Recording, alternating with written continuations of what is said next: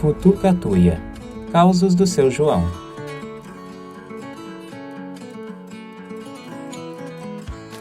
Descrição da capa. Sobre fundo de céu em tons de azul e branco, a capa do livreto tem um desenho feito à mão do boneco do Seu João tocando violão. No topo da página está escrito: Governo do Estado do Rio de Janeiro, Secretaria do Estado de Cultura e Economia Criativa do Rio de Janeiro e Xirulico, através do edital Retomada Cultural RJ2, apresentam, e logo abaixo, o título, em azul escuro e letras engrossadas, Futucatuia. Mais abaixo, em letras cursivas, Causos do Seu João. O desenho do boneco ocupa a metade inferior da página. Sorridente, ele segura o violão junto ao peito. É um senhor de cabelos brancos, pele morena e testa grande. Ele tem pintas na região dos olhos, testa e bochechas. Os olhos castanhos estão estreitados pelo sorriso, o nariz é largo e a boca pequena. Ele usa uma camisa marrom com os punhos dobrados e um lenço vermelho e verde enrolado no pescoço. Os braços e mãos são de madeira. A mão esquerda está posicionada nas cordas no braço do instrumento e a direita perto das cordas no corpo do violão. Atrás dele há um gramado verde claro. Fim da descrição.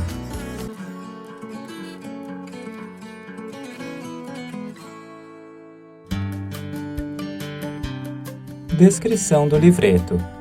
O livreto tem 10 páginas e 4 histórias. As folhas são na cor bege e numeradas no rodapé. Cada história ocupa 2 páginas de um lado a outro do livreto. Nas páginas 1 e 2 estão o título do livreto e um texto introdutório. O título de cada história é sempre em letras de forma maiúsculas azuis e aparece à esquerda, no topo da página. O texto está em letras de forma vermelhas, e os créditos de cada história são em letras pretas, no rodapé à direita. A primeira letra do texto é sempre maior e mais encorpada que as outras. Fim da descrição.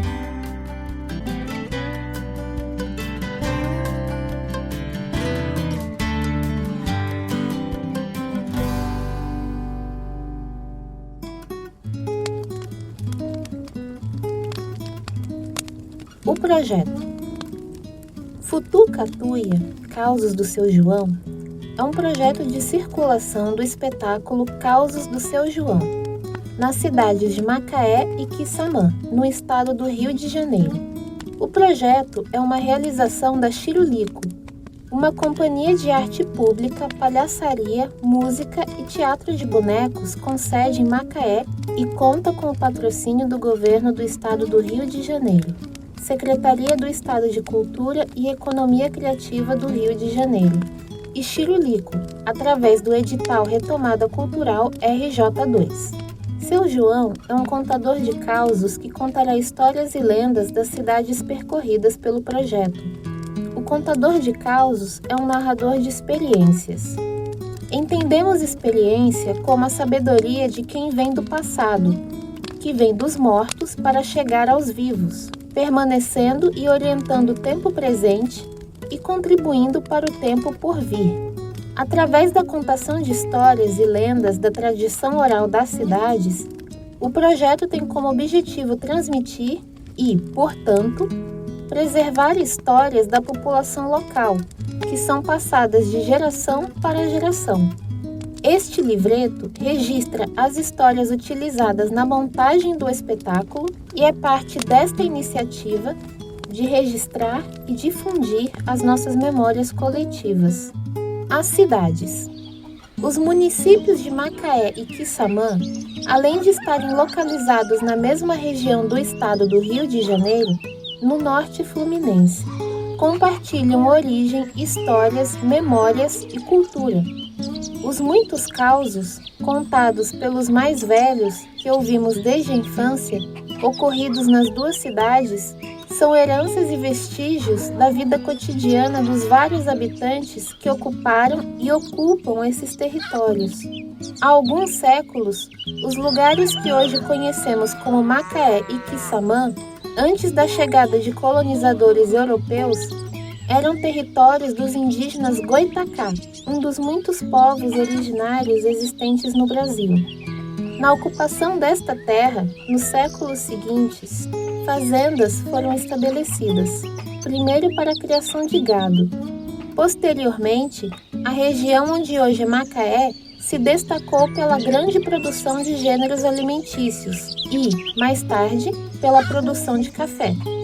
Nas terras da Quissamã de hoje, a grande produção açucareira era destacada. Ambos frutificaram, por séculos, por meio do trabalho de pessoas escravizadas, trazidas de diversos países do continente africano. Quando a antiga vila de São João de Macaé foi criada em 1813, e alguns anos depois, a cidade de Macaé foi oficialmente criada. Quissamã, que anteriormente pertencia a Campos dos Goitacazes, se tornou uma parte de Macaé, primeiramente como freguesia e depois como o que chamamos de distrito. O município de Macaé possuía um território mais extenso que o que conhecemos hoje. Quissamã, Carapebus e Conceição de Macabu faziam parte de Macaé e foram emancipados, ou seja, se tornaram independentes de Macaé, a partir da década de 1950. Quissamã foi emancipado há 34 anos, em 1989, após campanha de seus moradores, impulsionados pelo cenário do petróleo e as expectativas de crescimento. Assim, as duas cidades, que eram uma só, se dividiram e Quissamã se tornou um município independente, assim como Macaé. Nessa linha do tempo, nesse trecho de território do norte fluminense, Macaé e Quissamã, que deixaram de ser vizinhos, já que o município de Carapebus está localizado entre os dois, são cidades que têm suas histórias entrelaçadas uma na outra e fazem parte do cotidiano uma da outra, seja pelas pessoas que se locomovem entre as duas cidades diariamente, seja pela memória das pessoas, pela cultura praieira e pesqueira, pelos causos e lendas, pelos bois pintadinhos e boitatá daqui e dali, pelos contos de animais fantásticos que surgem em Jurubatiba, parque que vai de Macaé a Quissamã, pelo patrimônio histórico quissamaense que não deixam esquecer toda a história macaense.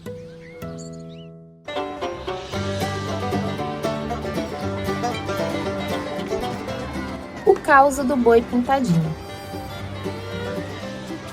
Dizem que o carnaval na praia de Imbetiba era o mais animado da cidade de Macaé. Era muita farra. O povo da cidade toda se fantasiava para pular carnaval. Ao som de "Ô Jardineira, por que estás tão triste?", composta pelo macaense Benedito Lacerda, esse cardume de gente ia tomando conta das ruas no meio das bandas e dos blocos. Mas o que arrepiava o povo mesmo era o boi pintadinho. Quando ia chegando perto do carnaval, a molecada se juntava tudo para fazer seu boi. Era um mais bonito que o outro. Vou contar um caso aqui de dois amigos, o Juca e o Neném. Era a década de 80 e bem antes do carnaval, os amigos já estavam catando bambu no mato e pedindo contribuição aos parentes e vizinhos para ajudar na construção do boi. Depois de algumas semanas, conseguiram terminar. Mais uma vez, o boi tagarela, nome sugerido pelo pai do Juca, porque os dois amigos, quando se juntavam, ninguém mais falava perto deles. Eles falavam até quando ia puxar o ar para respirar. Os dois combinaram de sair no sábado de carnaval, no começo da tarde. Chegado o grande dia, os dois já acordaram na hora do almoço, pois tinha amanhecido na rua, no esquenta do boi. A mãe do Neném sempre fazia uma feijoada aos sábados. Dizem que era a melhor feijoada do norte fluminense. Então, Juca e Neném já acordaram como? Nem escovaram os dentes. Encheram o prato de feijoada e vral. Juca, que já era mais precavido, comeu só uma vez. Mas o neném comeu foi 4 pratadas e ainda comeu 2 laranjas, 2 bananas e arrematou com um copo de café. Como o almoço tinha saído um pouco tarde, malemar deu tempo de fazer a digestão. Eles já pegaram o boi e foram rumo a Imbetiba para a brincadeira começar. Quando chegaram lá, já estava lotado. As colombinas e os pierrots suados, com confete grudado no corpo todo. Mal conseguiram espaço para deixar o boi. Passado o sufoco, os dois entraram e começou a farra. Agora eles eram tripa do boi. Emprestavam suas almas para aquele ser gigante dançar. Depois de uns 30 minutos correndo e rodando com o boi tagarela, neném começou a suar frio. Começa um revertério no estômago dele. Parecia que o boi estava mugindo dentro da barriga. Aí o neném vai e diz: Juca, para, preciso ir no banheiro. E o Juca: aqui não tem banheiro perto não, mija aí mesmo. Neném: é número 2, não é mijo não, para. Aí o Juca: só tem um jeito, a gente fica aqui parado e você solta um barro aí, depois a gente sai. É perfeito, ninguém vai ver não. Aí o neném: ai, vai ter que ser. Ai. Então, o Juca se virou firmando o boi para não ter nenhum risco de alguém querer olhar ali. Neném arriou as calças e o barro começou a escorrer. Mas, meu povo, carnaval é carnaval e molecada é molecada. Quando o neném estava no meio de serviço, Juca não resistiu, levantou o boi e em um segundo saiu correndo com ele, deixando o neném naquela posição vergonhosa, com o barro ainda acabando de cair. Foi um vucu-vucu, o povo gritando e rindo. Neném, em menos de um segundo, subiu as calças, saiu igual um marimbondo atrás de Juca. Na hora de correr, pisou no produto dele e corria escorregando de um lado para o outro. Arrebentou até o chinelo na perseguição. Só sei que quando alcançou o Juca, se jogou no boi e acabou quebrando todinho o tagarela. Mas, como eu disse, carnaval é carnaval e molecada é molecada. Depois de uns tapas e risos, correram lá na praia, deram um mergulho e logo depois os dois já estavam abraçados atrás de um bloco qualquer, jogando confete e serpentina pro alto. Me contaram, depois de seu ocorrido, todo ano eles continuaram saindo com boi. Só que desde então mudaram o nome do boi tagarela e passou a se chamar boi cagão.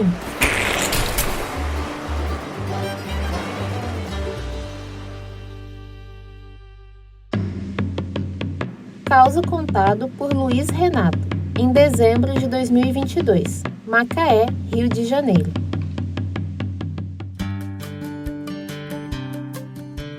Descrição: o causo do boi pintadinho. O causo do boi pintadinho ocupa as páginas 3 e 4. Na metade superior da página direita, há uma ilustração digital de um balão na cor verde clara. Dentro dele, em letras pretas, está o diálogo entre os personagens da história. A ilustração do boi é feita à mão. Fica na parte inferior das páginas e no centro. Metade na página 3 e a outra metade na página 4. O boi pintadinho é azul claro. No lombo, tem um detalhe retangular cor de laranja, que cobre quase todas as costas dele. Na cabeça, os chifres são acinzentados e nas pontas azuladas tem fitas coloridas. No centro da testa, entre os olhos escuros, há um detalhe em forma de um pingo, com a parte pontuda virada para baixo, cor de laranja e contornado de amarelo. Nas pontas das orelhas, ao redor dos olhos e na ponta da cauda, tons alaranjados e amarelos se misturam ao azul. Uma listra cor de laranja na horizontal contorna o focinho do boi. Ao redor do corpo, há um barrado de losangos cor de laranja e uma listra amarela na horizontal. Logo abaixo, uma saia roxa contorna todo o adereço e cobre parcialmente as 4 pernas que estão debaixo dele. As pernas aparecem da canela para baixo e estão de calças azuis e sapatos marrons. Fim da descrição.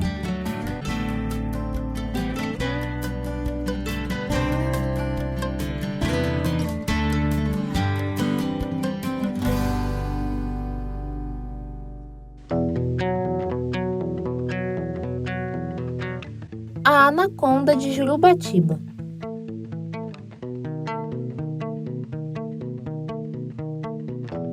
Gente, vou contar um caos aqui de um amigo meu que gosto muito. Ele mora no Lagomar, um bairro muito bom aqui de Macaé.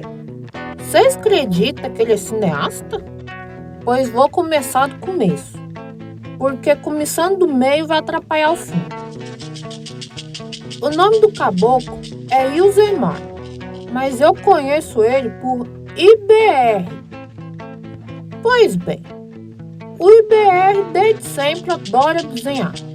Desenha de tudo, pessoa, casa, paisagem e umas coisas que inventa da cabeça dele. É incrível! Um dia eu tava vendo um filme junto com ele e quando terminou o filme, ele me entregou um papel que tinha um desenho meu, como se eu estivesse dentro do filme. Acabou que é bom. É bom, viu? Se não bastasse isso tudo, ele resolveu ensinar as crianças do bairro a desenhar também. Mas as ideias dele não sossegam não. Teve uma época que ele incutiu que queria fazer filme, mas filme mesmo, longa-metragem. Mesmo sem recurso, ele arrumou uma câmera, juntou o povo do bairro e saía na rua com as crianças para rodar os filmes.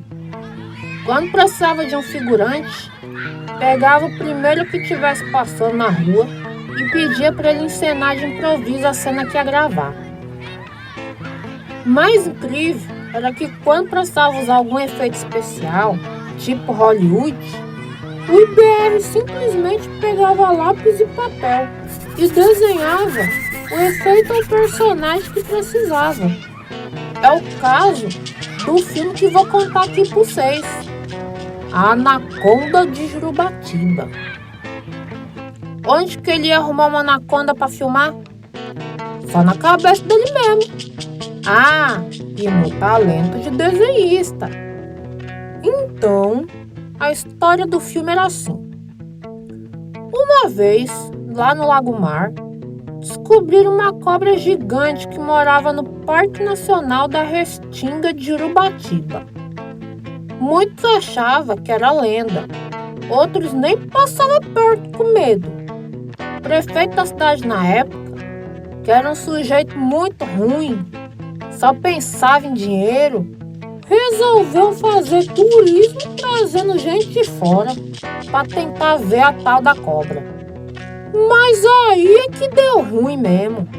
A cobra começou a sair do seu habitat, que era Jurubatiba, e ia atacar as pessoas do bairro. Ela comeu foi muita gente. Só que o prefeito não queria destruir a cobra, né? Ele escondeu esse segredo do mundo todo porque queria fazer um turismo mundial em Macaé e ficar milionário. Pois sabe o que ele fez? Cercou a reserva de Jurubatiba com um muro de 80 metros de altura. Agora, a cobra só era vista por pessoa que tinha muito dinheiro. Vinha americano, árabe e bilionário do mundo todo. Agora, para ver a cobra, era preciso fazer um passeio de helicóptero que voava baixinho pela reserva. Uma cobra era danada, viu? Depois de um tempo, ela foi ficando arisca, começou a atacar os helicópteros. Derrubou foi um monte. Foi um escândalo mundial. O último helicóptero que a Anaconda derrubou quebrou o muro de proteção de Urubatiba. Ela fugiu para o mar e atacou uma plataforma de petróleo, que era a maior riqueza da cidade. Só então, depois de tanta morte, o prefeito chegou à conclusão que teria que matar a cobra. Trouxe dos Estados Unidos uma equipe de missão especial, dessas que matam coisa perigosa, sabe? Foram dias de tentativas, até que fizeram o ataque com muita bomba e acabaram explodindo a plataforma de petróleo todinha. Mas a cobra conseguiu fugir intacta. O prefeito foi preso, mas logo conseguiu sair também. Diz que até hoje tem trabalhador de plataforma de petróleo que jura que viu a Anaconda passando por perto. Só sei que eu é que não quero saber se é verdade, viu?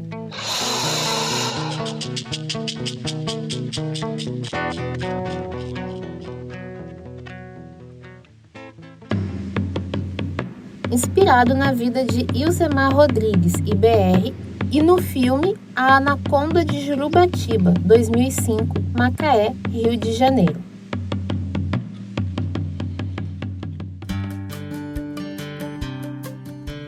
Descrição: A Anaconda de Jurubatiba. A história A Anaconda de Jurubatiba ocupa as páginas 5 e 6. A parte do texto que conta a história do filme tem as letras em um tom mais escuro de vermelho. As ilustrações, feitas à mão, estão no canto inferior esquerdo e superior direito. No canto inferior esquerdo, em preto e branco, um homem está sentado de lado, olhando por uma luneta. Ele tem pele branca e usa uma bandana preta na cabeça. Usa um casaco de mangas longas, bermuda até os joelhos e tênis.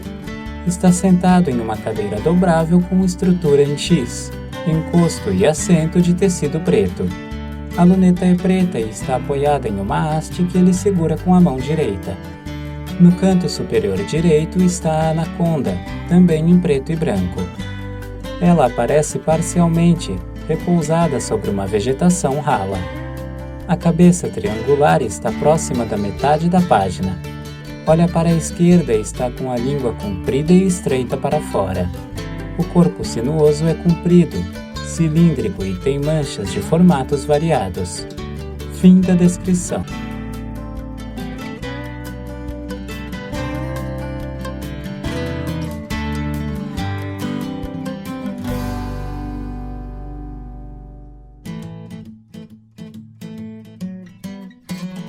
As farinheiras de Quissamã.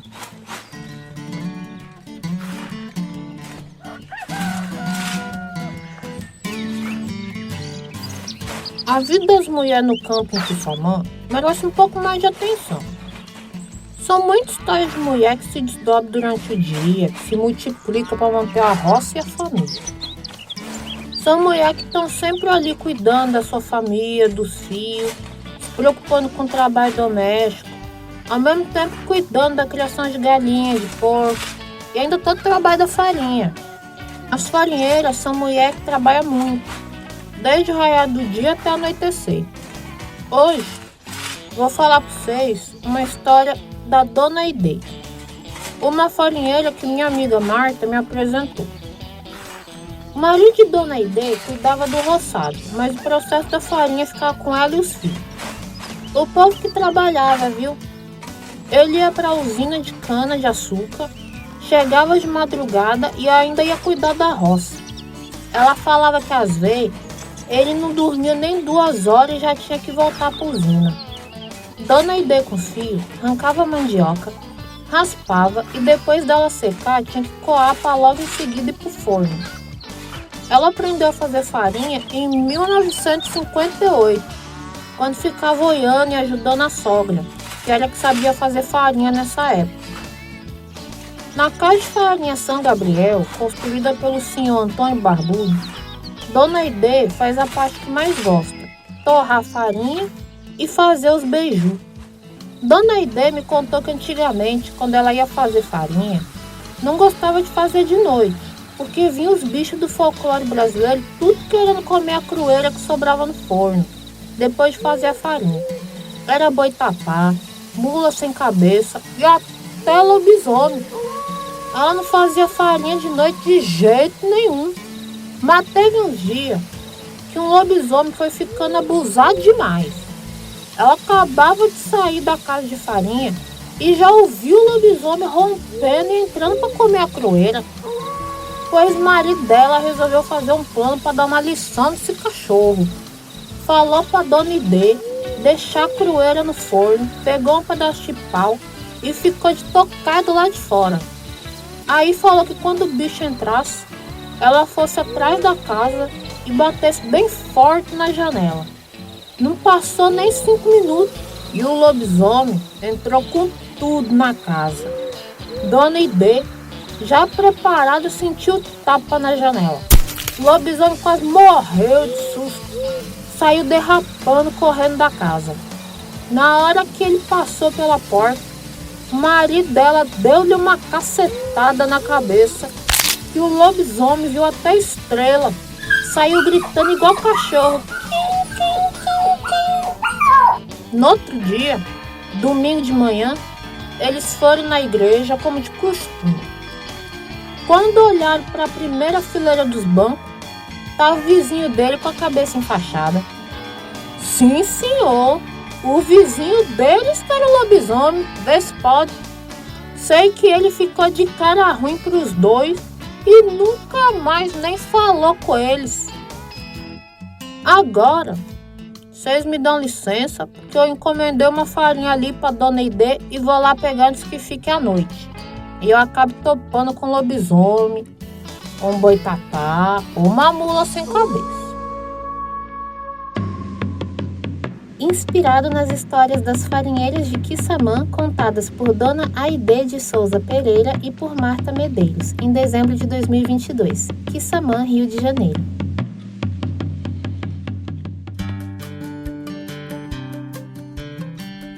Descrição: As farinheiras de Quissamã.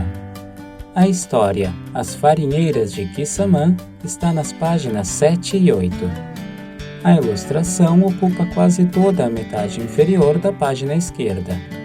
Na ilustração feita à mão, uma mulher trabalha à beira de um forno de farinha de mandioca e personagens lendários estão ao redor dela. O desenho da mulher é em preto e branco. Ela tem pele clara, usa um lenço amarrado na cabeça e uma regata. Ela mexe a farinha no forno, que é um enorme tacho. Ao redor dela, os personagens são coloridos e a observam. Atrás dela e à esquerda, há um lobisomem, um animal marrom com corpo humano e cabeça de cachorro. À direita dela, o boitatá, uma cobra verde com barriga amarelada, que expele fogo na cabeça, está com a língua de fora. Na frente da mulher, há uma mula sem cabeça, um corpo de cavalo com fogo no lugar da cabeça. Fim da descrição.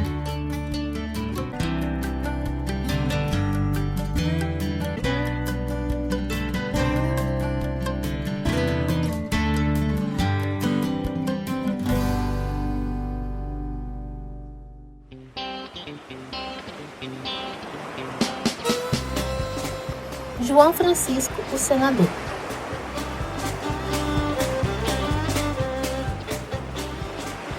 Vou contar agora para vocês a história de uma pessoa muito importante aqui para nossa região. Um desbravador, um visionário que muitas vezes foi chamado de louco. João Francisco, também conhecido como senador, morreu em 2011, e perto de completar 85 anos. Ele foi vereador por 4 mandatos, na época que Quissamã ainda era distrito de Macaé. Eu sei disso porque fui lá na casa dele falar com a esposa, a Isabel. A gente sentou na varanda da casa dela, na praia de João Francisco.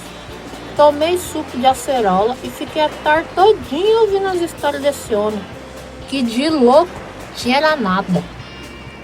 João Francisco era filho de Maria da Penha de Paulo. Isabel me disse que ele falava que desde quando estava na barriga da mãe, ele já frequentava a praia. Seu amor pela praia durou a vida toda.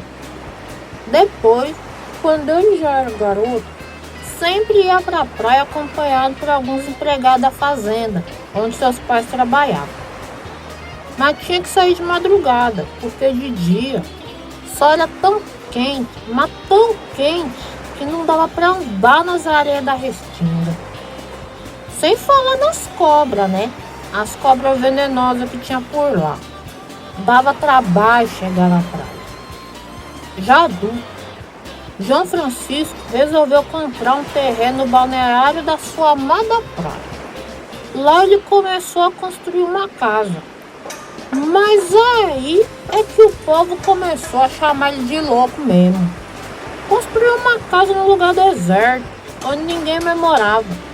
Mas ele fez uma casa de madeira, que era muito superior às casas da época. O povo dizia até que ele estava construindo um palacete. E ele sempre falava: casas melhores ainda estão por vir. O acesso à praia era muito difícil. Sabe o que ele resolveu fazer então? Convocou alguns amigos e abriu uma estrada com as próprias mãos. Vendeu boi, carro de boi, cavalo e ainda saiu arrecadando dinheiro com o povo para ajudar nos custeios do seu projeto visionário. Depois da estrada pronta, o lugar valorizou. E ele, com aquele terreno enorme, poderia ficar muito rico. Mas o senador fez o que ninguém esperava. Dividiu os lotes e saiu dando para os seus amigos compadres que quisessem morar ali.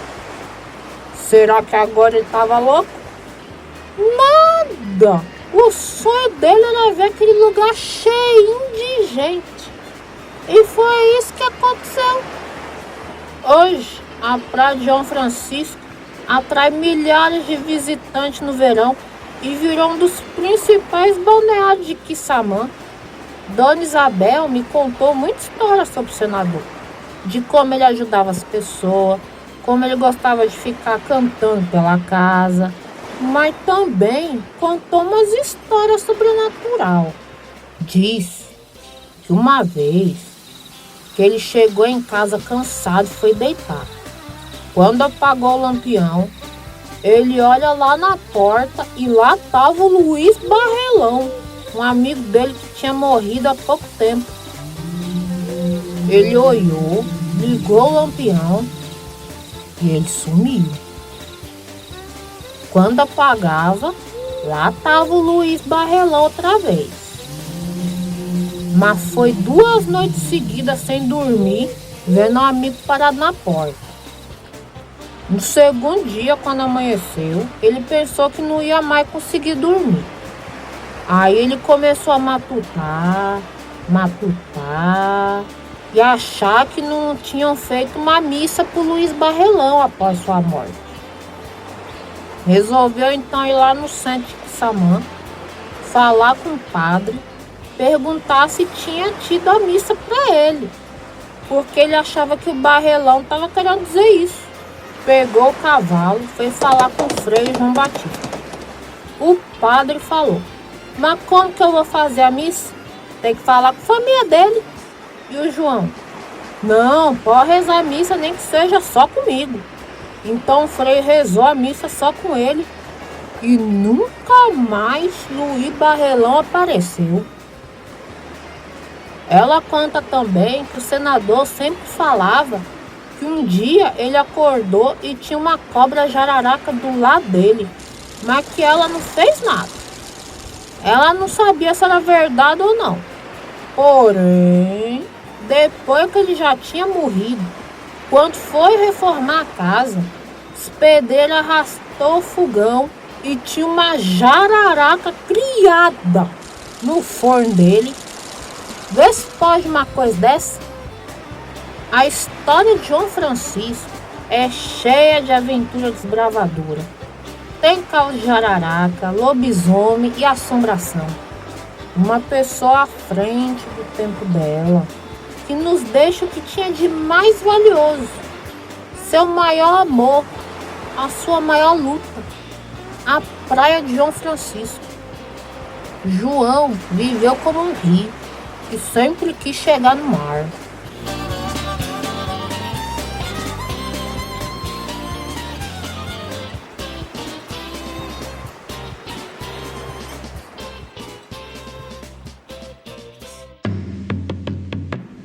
Inspirada nos causos contados por Isabel Maria, em janeiro de 2023, Quissamã, Rio de Janeiro.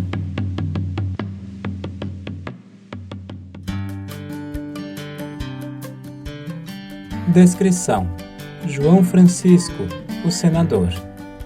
João Francisco, o senador, ocupa as páginas 9 e 10. A ilustração está no canto inferior da página direita. Na ilustração feita à mão, um senhor conversa com um fantasma.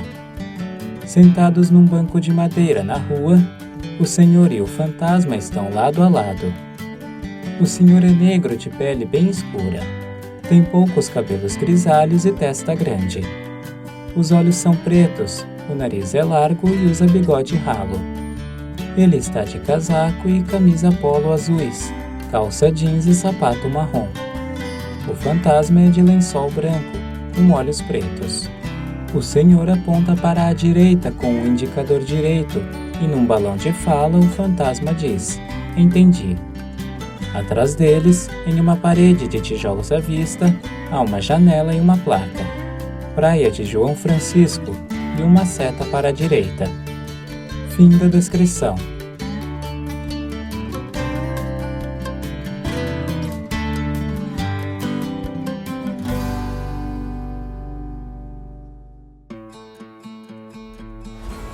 Descrição da contracapa. Sobre fundo de céu em tons de azul e branco, no alto da contracapa está a ficha técnica. Concepção: Antony Brito e Aline Barbosa. Pesquisa e textos: Alice Tavares e Antony Brito. Ilustrações: Esther Diniz. Audiodescrição: Débora de Aranha Haupt e Lucas Borba. Abaixo, a frase: Este projeto conta com recursos de acessibilidade, com audiodescrição e libras. O audiolivro e o espetáculo estão disponíveis através do QR Code ao lado. Na parte inferior da página, o fundo é um gramado verde claro, onde estão os logos do apoio CIEMH2 Núcleo Cultural, da produção Cambito Produções Culturais, da realização Xirulico e do patrocínio Governo do Rio de Janeiro e Secretaria do Estado de Cultura e Economia Criativa. Fim da descrição.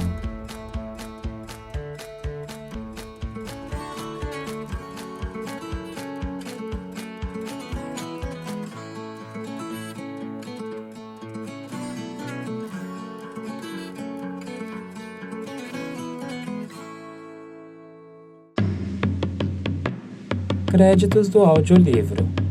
Roteiro de audiodescrição: Débora Haupt. Consultoria especializada: Lucas Borba.